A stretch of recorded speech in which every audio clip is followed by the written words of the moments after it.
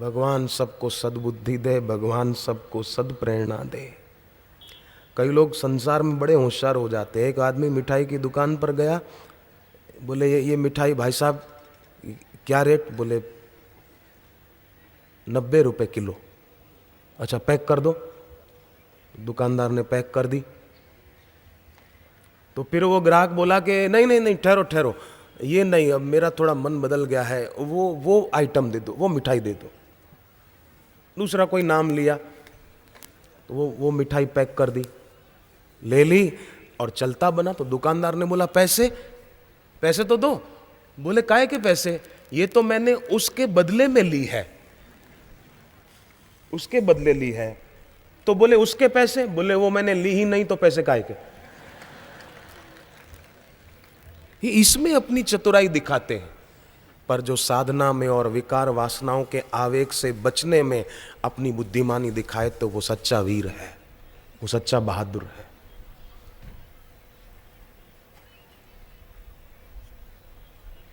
और भगवान ऐसे वीर बनने की बात भगवान अर्जुन को कहते हैं। और बापूजी हम सबको बताते हैं कि अगर हम नाम का त्याग नहीं करेंगे तो भगवान हमारा त्याग भी नहीं करेंगे। हम नाम का त्याग न करें कभी भी। अगर हम मंत्र जप करेंगे ना माला के द्वारा, तो उसकी शक्ति दो प्रकार से देखने को आएगी। एक तो जड़ जगत में परिवर्तन आ जाएगा, निसंतान है तो संतान प्राप्ति होगी, आर्थिक कुछ परेशानियां हैं तो वो धीरे धीरे दूर करने में मदद मिलेगी। कईयों को हुआ है, मुझे पास कईयों के पत्र आए हैं, कईयों ने व्यक्तिगत बताया है। चहु जुग चहु श्रुति नाम प्रभाव, कली विशेष नहीं आन उपाऊ। तो नाम की मंत्र जप की दो शक्तियां ध्यान दें कृपा करके। एक तो जड़ जगत में परिवर्तन कर देना, और नाम जप की दूसरी शक्ति चिन्मय तत्व की, ईश्वर तत्व की प्राप्ति करा देना। ये मंत्र की दो विलक्षण शक्तियां हैं, तो क्यों ना इसका लाभ उठाया जाए। जड़ जगत में परिवर्तन और ईश्वर तत्व की अनुभूति। करना कुछ भी नहीं है, मेहनत कुछ भी नहीं इसमें। नाम जप में क्या मेहनत है? भज मन राम राम राम, मेरे राम राम राम। भज मन राम राम राम, क्या मेहनत है इसमें? मेरे राम राम राम। भज मन राम राम राम, मेरे राम राम राम। भज मन राम राम राम, मेरे राम राम राम। हरि ओम हरि ओम, हरि ओम हरि ओम। हरि ओम हरि ओम, हरि ओम हरि ओम। हरि ओम हरि ओम, हरि ओम हरि ओम। हरि ओम हरि ओम, हरि ओम। भज मन राम राम राम, मेरे राम राम राम। भज मन राम राम राम, मेरे राम राम राम। झूठी जग की सारी माया, कोई काम न तेरे आया। झूठी जग की सारी माया, कोई काम न तेरे आया। जिसने नाम प्रभु का गाया, वो भव सिंधु से तर पाया। जिसने नाम प्रभु का गाया, वो भव सिंधु से तर पाया। भज मन राम राम राम, मेरे राम राम। भज मन राम राम राम, मेरे राम राम राम। मेरे राम राम राम। मेरे राम राम राम। हरि ओम हरि ओम। हरि ओम हरि ओम। अब आप बताओ इसमें क्या मेहनत है, इसमें क्या कठिनाई है, और लाभ बहुत है। जपहु नाम जन आरत भारी, मिटहि कुसंकट होई सुखारी। कुसंकट के बादल टलते जाएंगे, क्योंकि जप करने से इष्ट मजबूत होता है, इसमें कोई शंका को स्थान नहीं है। मिटहि कुसंकट, नाम काम तरु, भगवान का नाम कल्प वृक्ष के समान है। जो चाहेंगे, जैसी इच्छा करेंगे, वो पूरी होती है। उसका मतलब ये नहीं कि कोई सांसारिक इच्छाएं ही करता रहे। जो नाम जप करेगा उसकी सांसारिक इच्छा भोगों की रहेगी नहीं, नष्ट हो जाएगी।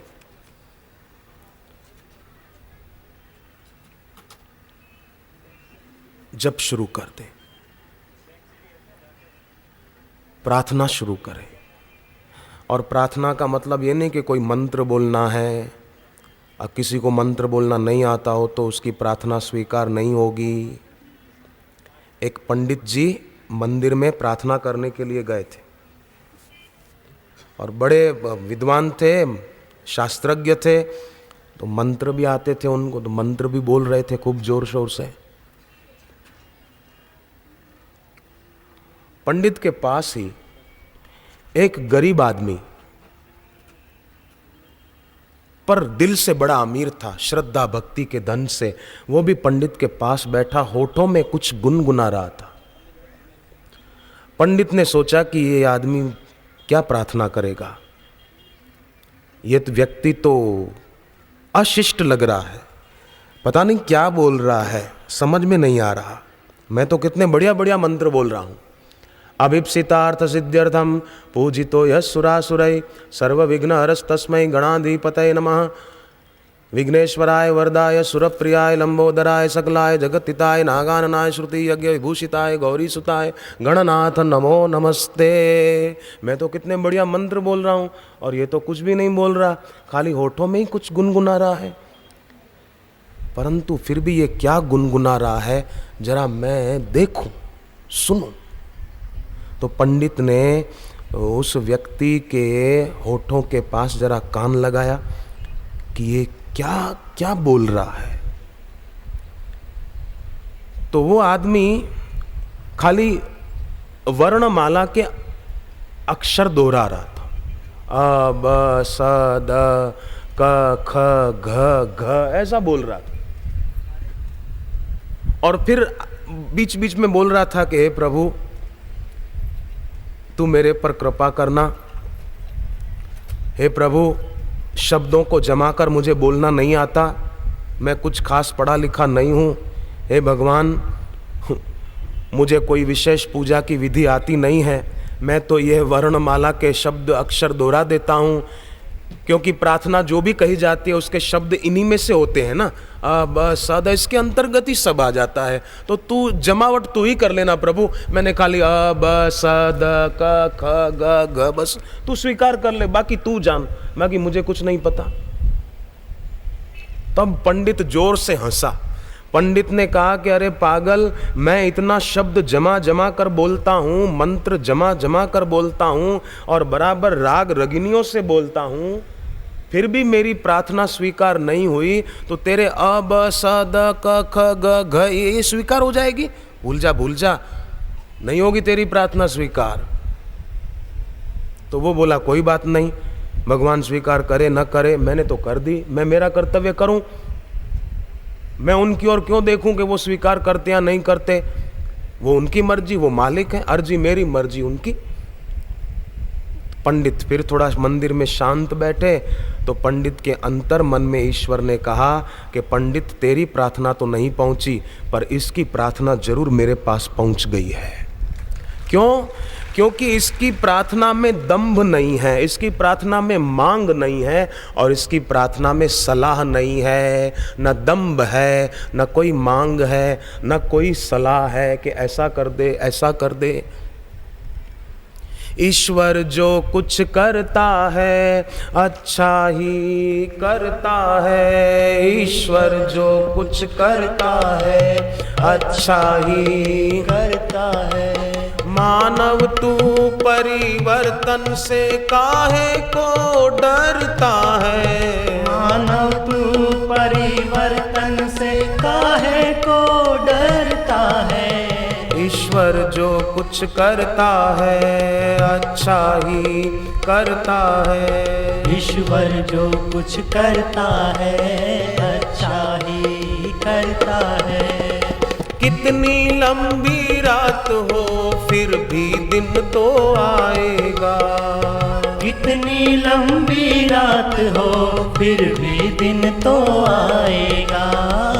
जल में कमल खिलेगा फिर से वो मुस्काएगा। जल में कमल खिलेगा फिर से वो मुस्काएगा। देता है जो कष्ट वही कष्टों को हरता है। देता है जो कष्ट वही कष्टों को हरता है। मानव तू परिवर्तन से काहे को डरता है। मानव तू परिवर्तन से काहे को डरता है। ईश्वर जो कुछ करता है अच्छा ही करता है। ईश्वर जो कुछ करता है अच्छा ही करता है। सुख दुख दोनों आते रहते सबके जीवन में। सुख दुख दोनों आते रहते सबके जीवन में। पतझड़ और बहारें दोनों जैसे गुलशन में। पतझड़ और बहारें दोनों जैसे गुलशन में।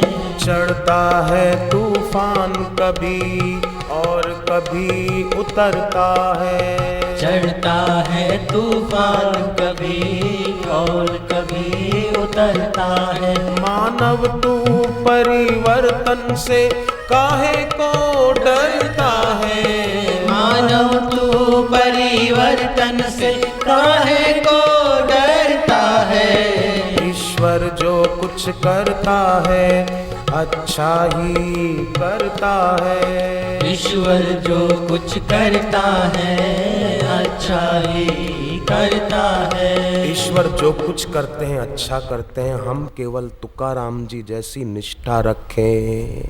आमी पहा कैसी एक तत्वी झालो राखणे लागलो वासनेसी। तुम्हा विण काही नावड़े या जीवा केला तोची देवा दृढ़पण। ऐसी निष्ठा रखें।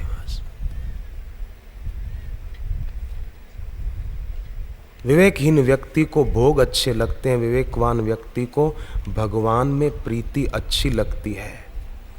तुकाराम जी कहते हैं मेरे इन वचनों से अगर मैं मुकर जाऊं तो मेरी जीभ के 100 टुकड़े हो जाएं।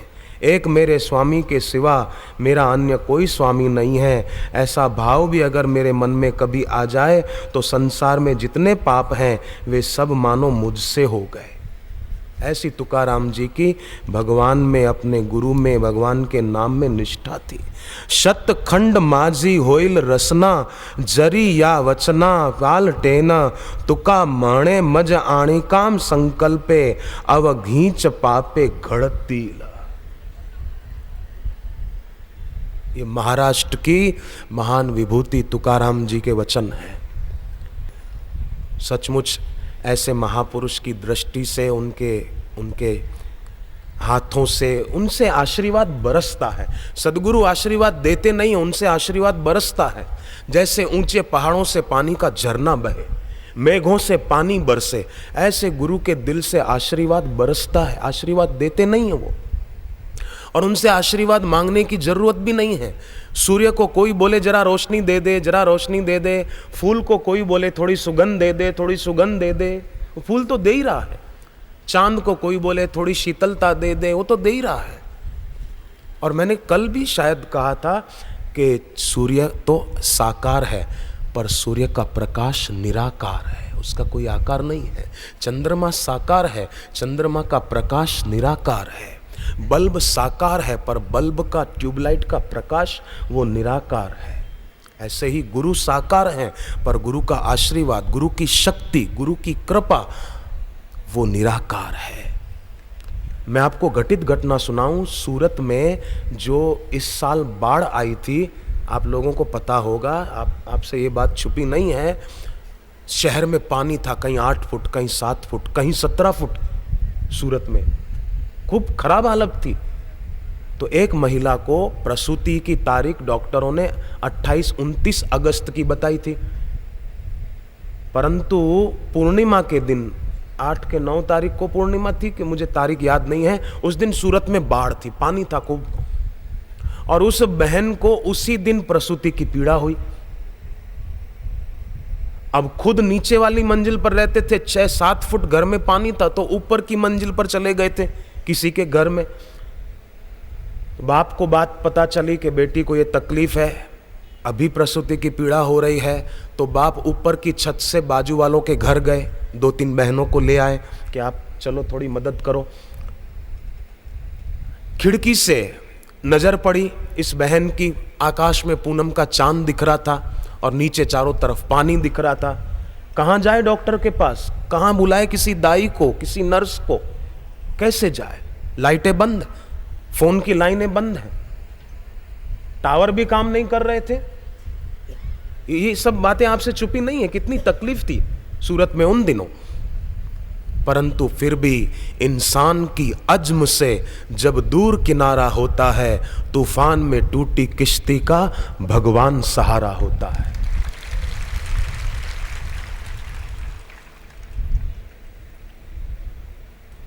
पपीहे को है मतलब ही क्या इन नदियों और तालाबों से, बादल से बरसे स्वाति की बस एक ही धारा काफी है। उस महिला ने सोचा कि और सब सहारे तो टूट जाते हैं, अभी कौन साथ देगा, परंतु बस मेरे गुरुदेव की कृपा तो मेरे साथ है।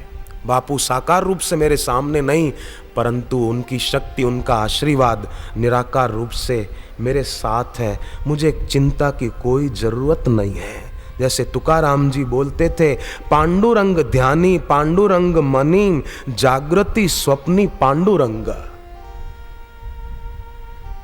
जागृत में भी, स्वप्न में भी, जागृत में भी और मेरे स्वप्नों में भी भगवान ही भगवान है, बस और कोई है ही नहीं। कैसी तुकाराम जी की अनुभूति, आणिक दूसरे मज नाही आता, अपने चित्त को तुझ में लगाने के बाद हे हरि अब इसे और कुछ भी अच्छा नहीं लगता। आणिक दूसरे मज नाही आता, ने मिले यहाँ चित्ता पासु निया।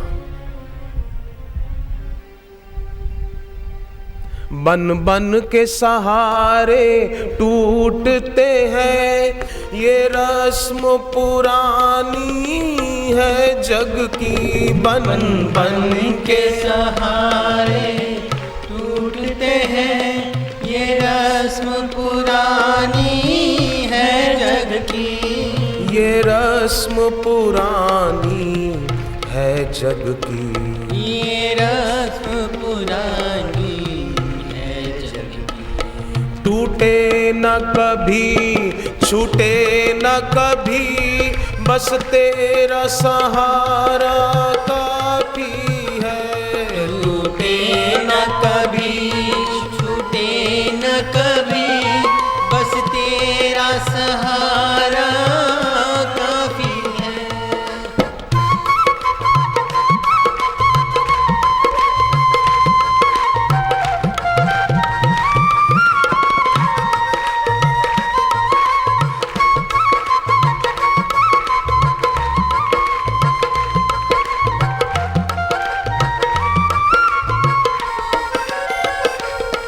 नजरों को धोखा देते हैं ये झूठे नजारे दुनिया के।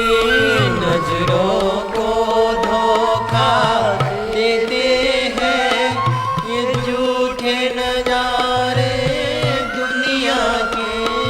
ये झूठे नजारे दुनिया के। ये झूठे नजारे दुनिया के। मेरी प्यासी नजरों के लिए बस तेरा नजारा काफी है। मेरी प्यासी नजरों के लिए बस तेरा नजारा काफी है। हरि हरि ओ हरि ओम, हरि हरि ओम, हरि हरि ओम। तो इस प्रकार वो बहन खिड़की से जो पूनम का चांद दिखाई दे रहा था, उसको पूनम के चांद में भी बापूजी के दर्शन हो रहे थे। और बापू ने मानो उसको कहा, बेटी कोई नहीं है तो क्या हो गया, चिंता नहीं कर, मेरा आशीर्वाद तेरे साथ है, तू जरा भी सोचना मत। उसको सुगमता से प्रसूति हुई, अच्छे स्वस्थ बच्चे को, लड़के को उसने जन्म दिया। 2 महीने पहले उसको जॉन्डिस हुआ था, पीलिया हुआ था, तो डॉक्टर ने कहा था कि आपके बच्चे पर भी इसकी असर हो सकती है। कुछ दिनों के बाद जब पानी उतरा तो डॉक्टर के पास गई, जांच कराई तो पता चला कि बेटे को कोई लीवर की, जॉन्डिस की तकलीफ नहीं है, बेटा बिल्कुल ठीक और माँ भी बिल्कुल ठीक, दोनों मजे में हैं। मांग के पत्थर प्रार्थना को ऊंची उड़ान भरने नहीं देते हैं, इसलिए अपनी प्रार्थना में कोई मांग का पत्थर मत लटकाओ। लोग बोलते हैं मंदिर में जूते पहनकर मत जाओ, क्यों? क्योंकि मंदिर अपवित्र हो जाएगा। पर भैया मंदिर में जूते पहनकर जाओ तो मंदिर इतना अपवित्र नहीं होगा जितना हमारी मांग से अपवित्र हो जाएगा। रावण ने तपस्या बहुत की, शिव जी प्रकट हो गए और कहा वरदान मांगो, तो रावण ने देखो तप तो किया, भगवान को शक्तिशाली तो मानता था पर अक्कल वाला अपने को मानता था। नहीं तो चाहता तो ईश्वर को बोल सकता था कि आपको जो अच्छा लगे वही दे दो, ऐसा बोल सकता था। परंतु रावण ने कहा कि हम काहू के मर ही न मारे, मैं किसी के मारने से मरूं नहीं, ऐसा वरदान दे दो। तो शिव जी ने, ब्रह्मा जी ने कहा ये तो नहीं हो सकता, कोई विकल्प रखो। बोले ठीक है, वानर मनुज दो ही रण मारे, या तो बंदर मारे या तो मनुष्य मारे, इसके अलावा मुझे कोई मार न सके। तो रावण ने सोचा मनुष्य को तो मैं मसल दूंगा, बंदर तो मेरे आगे क्या शक्ति रखते हैं। शिव जी ने कहा ऐसा ही होगा। आए तो पार्वती जी ने पूछा कि आपके भक्त ने क्या मांगा। शिव जी ने कहा कि उसने अपनी मृत्यु कैसे होगी ये मांग लिया है, ताकि भगवान को भी सुविधा पड़े कि कैसे इसको मारूं। वानर मनुज दो ही रण मारे, तो देवताओं को भी कहा तुम बंदर बन के आओ, और खुद मनुष्य बन के आ गए और मार डाला रावण को। अक्कल वाला अपने को मानता था, पर उसकी अक्कल क्या काम आई आप बताओ। और विभीषण के पास शिवजी और ब्रह्मा जी गए विभीषण पास पुनी, विभीषण के पास गए विभीषण पास पुनी, कहे पुत्र वर मांग, कहा कि बेटे वरदान मांगो। तो विभीषण ने क्या मांगा?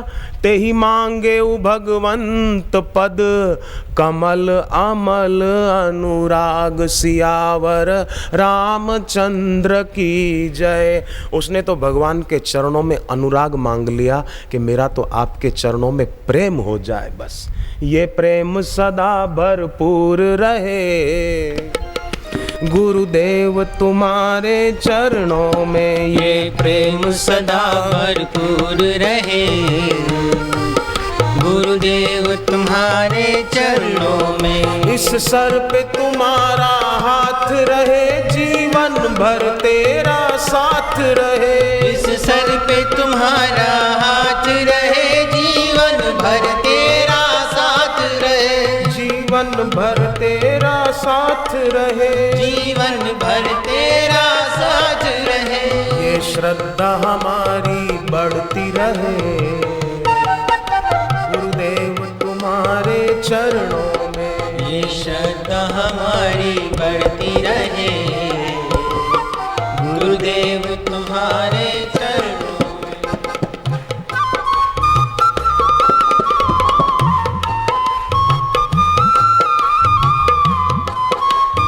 तुकाराम जी की अनन्य निष्ठा कैसी, लौकिका पूर्ति नहे माझी सेवा। मैं लोगों में प्रसिद्धि मिले इसलिए सेवा नहीं करता हूं। लौकिका पूर्ति नहे माझी सेवा, अनन्य केशवा दास तुझा। मैं तो तेरा दास हूं बस। मणुनी करी पाया सवे आड़ी, आणिक वेगड़ी नेणे परी। आंखों में बसी तेरी सूरत हो, मेरे मन में बसी तेरी मूरत हो।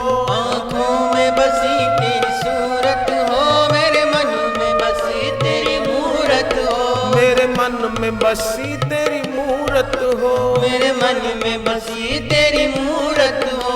ये शीश सदा झुकता ही रहे, गुरुदेव तुम्हारे चरणों में। ये शीश सदा झुकता ही रहे, गुरुदेव तुम्हारे चरणों में। नाही वागवीत जाणीवे ओसे, स्वामी सेवा काजे निर्धारु हा। हम अपने सिर पर ज्ञान का भार नहीं ढोते, स्वामी की सेवा, समाज की सेवा, यह हमारा कर्तव्य है।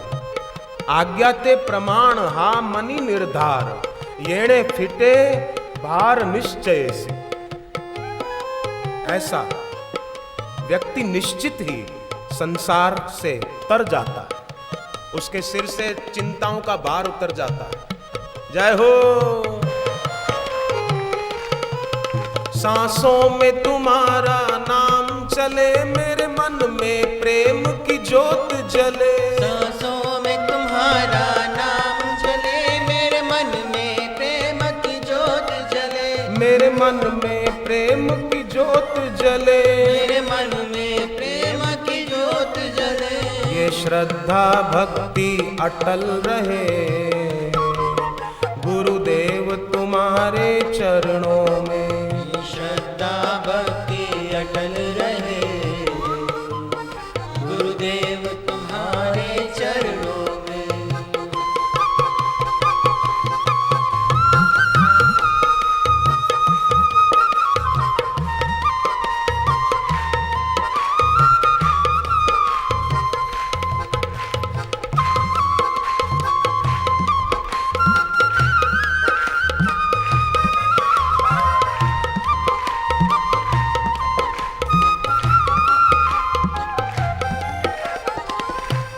बस इतनी ही प्रार्थना कि हे भगवान, हम इस संसार में आए हैं तो सदा रहना नहीं है, जाना है।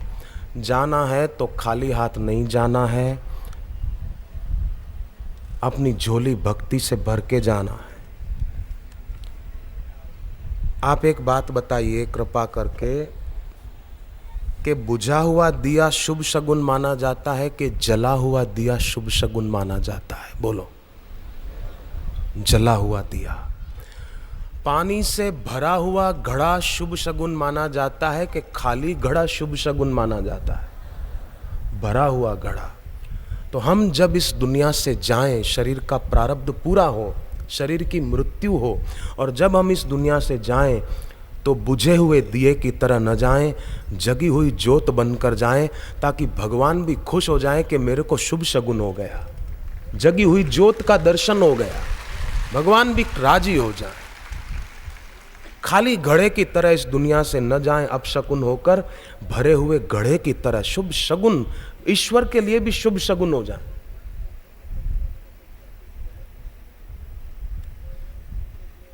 चाहे तो हो सकता है, ठान ले बस। ये कौन सा उकदा जो हो नहीं सकता, तेरा जी न चाहे तो हो नहीं सकता।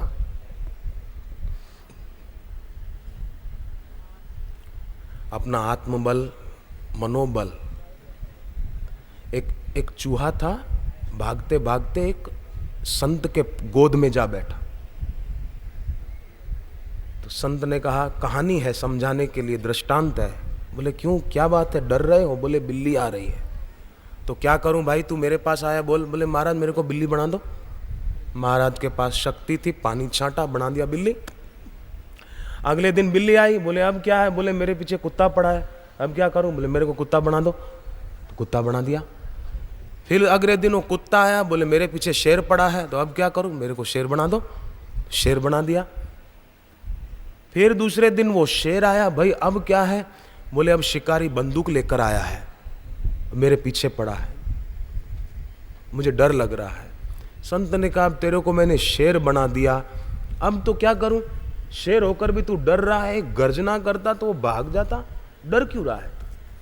बोले महाराज अब कुछ तो करो, मेरे को बचाओ। तो बोले अब एक ही उपाय है। पानी लिया और छांटा, बोले पुनः मूषको भव, फिर से चूहा हो जा। फिर चूहा बना दिया उसको। बोले महाराज मेरे को फिर से चूहा क्यों बना दिया? बोले अब तेरे को शिकारी बंदूक नहीं मारेगा, तू चिंता मत कर, चूहे को थोड़ी वो मारने आएगा बंदूक लेकर के। तो व्यक्ति का शरीर भले कैसा ही हो, पर अंतस परिवर्तन न हो तो कैसे काम होगा? आंतरिक रूपांतरण होना चाहिए। तो सत्संग में ये शक्ति है कि आंतरिक रूपांतरण हो जाए, हमारा अंतस बदल जाए। अंतस बदलता है तो बाह्य जीवन में रूपांतरण होते देर नहीं लगती। बाहर से किसी को बोलो सिगरेट मत पीना, शराब मत पीना, मांस नहीं खाना, तो वो तुम्हारे सामने नहीं खाएगा, होटल में जाके खा के आएगा। गलत कार्य प्रतिबंध से नहीं रुकता है, प्रतिबंध से प्रत्यक्ष रुकता है। पर अंतस परिवर्तित हो जाए तो बाह्य जीवन में भी परिवर्तन आ जाता है। इसलिए आंतरिक रूपांतरण हो जाए वो सत्संग से ही संभव है और किसी उपाय से नहीं। पूज्य बापू के सत्संग से कितने कितने विद्यार्थियों का जीवन प्रतिभाशाली, प्रतिभावान बन गया। पूज्य बापू जी की वाणी से, सत्संग में बापू जी कई बार शारीरिक रोगों से मुक्त होने की कई बातें बताते हैं। जिनके घर में अशांति हो न, झगड़े खूब होते हों, वो घर की बहनें क्या करना, या भाई एक नारियल लेके पूरे घर में घूमना, ओम नमो नारायणाय, ओम नमो नारायणाय, ओम नमो नारायणाय, हमारे घर में शांति रहे। फिर वो नारियल घर के आसपास कहीं पीपल का पेड़ हो तो उसके नीचे रख देना, दिया जला देना और 5-7 फेरे फिर लेना, ओम नमो नारायणाय, ऐसा बोलते हुए कि हमारे घर की अशांति जाए प्रभु, घर में शांति रहे। तो आपके शुभ भावों से, शुभ संकल्प से दैवी शक्तियां भी आपको मदद करेगी। मैं दुखी हूँ, मैं अशांत हूँ, मेरे घर पे खटपट बहुत होती है, ऐसा नेगेटिव सोचते मत रहो। बेटा कहना नहीं मानता इसलिए उसको परीक्षा में परसेंटेज अच्छे नहीं आते, क्या करूँ? नेगेटिव न सोचो।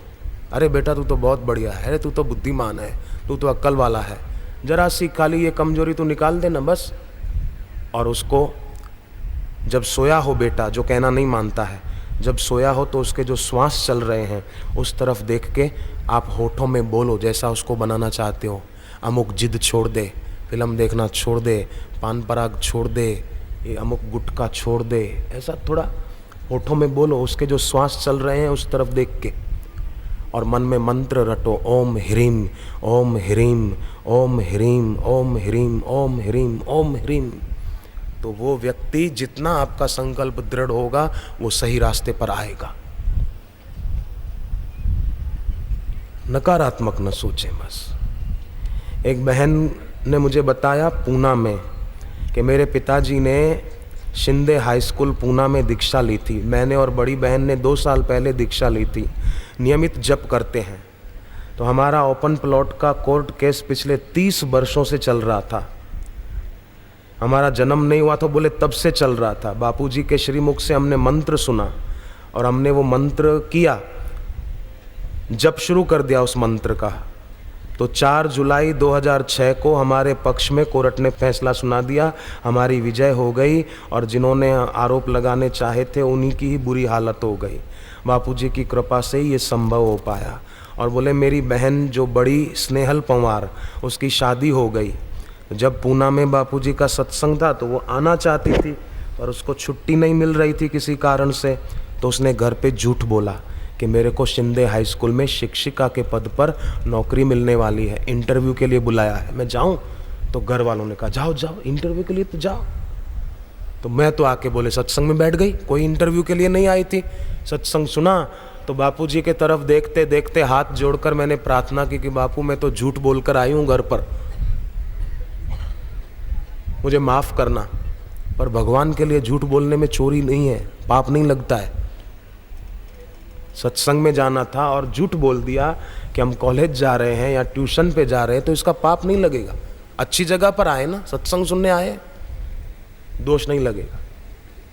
जिस दिन आपको सत्संग में जाने से, गुरुद्वार पर जाने से कोई मना करे ना, उस दिन तो जरूर जाओ, ताकि रोकने के कारण उसको पाप न लगे बेचारे को। उस दिन खास जाओ।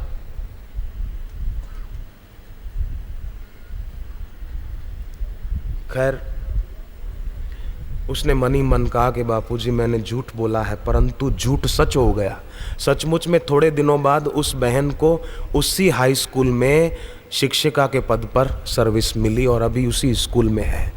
पूना ज़्यादा दूर नहीं है, शिंदे हाई स्कूल में नाम दे रहा हूँ, आप जांच करो स्नेहल पंवार नाम की बहन वहाँ शिक्षिका है कि नहीं है। बेकार में व्यक्ति चिंता की गठरियां सिर पे उठाकर घूम रहा है। भगवान दत्तात्रेय थे ना, उन्होंने राजा यदु जी को सुनाया कि मैंने 24 विद्या गुरु किए हैं, उसमें एक लोहार को भी अपना गुरु बनाया है। बोले लोहार तीर बना रहा था, परंतु उसका ध्यान केवल तीर बनाने में था। राजा की सवारी निकली तो उस तरफ उसका कोई ध्यान ही नहीं था। अब शब्द हो रहे थे, बज रहे, आवाज हो रहा था, शोरगुल बहुत हो रहा था, राजा की सवारी भी निकल रही थी, परंतु लोहार का मन उस तरफ नहीं था, मन अपने काम में लगा हुआ था।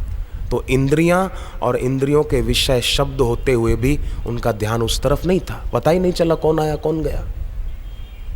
तो ऐसा जब होता है तो बिगड़ी तकदीर संवरती है।